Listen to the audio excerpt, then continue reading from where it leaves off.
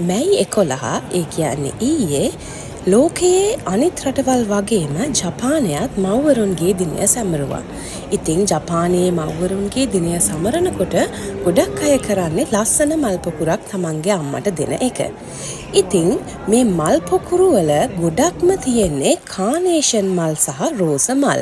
ඒකට හේතුව තමයි කානේෂන් මලකින් මවකගේ මෘදු බව දරා ගැනීම සංකේතවත් කරන අතර රෝස මලින් ආදරය, භක්තිය, ගෞරවය සංකේතවත් කරනවා. ඉතින් ජපානයේ මව්වරුන්ගේ දිනයට අදාළ වෙච්ච පාට දෙකකුත් තියෙනවා. ඒ තමයි රෝස පාට සහ රතු පාට.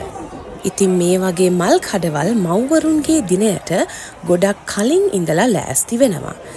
තමන්ට අවශ්‍ය නම් ගිහිල්ලා මල් පොකුරක් තෝරගන්නත් පුළුවන්. එහෙමත් නැත්නම් මේ කඩවල් වල කැටලොග් එකක් තියෙනවා.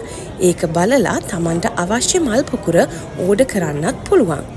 ඉතින් ඔයාට ගිහිල්ලා අදාළ පුද්ගලයාට මල් පොකුර දෙන්න බැරි නම් ඔයාට පුළුවන් මල් පොකුර තෝරගෙන අදාළ ඇඩ්‍රස් එක ලියලා ඒක කඩෙන්ම යවන්න.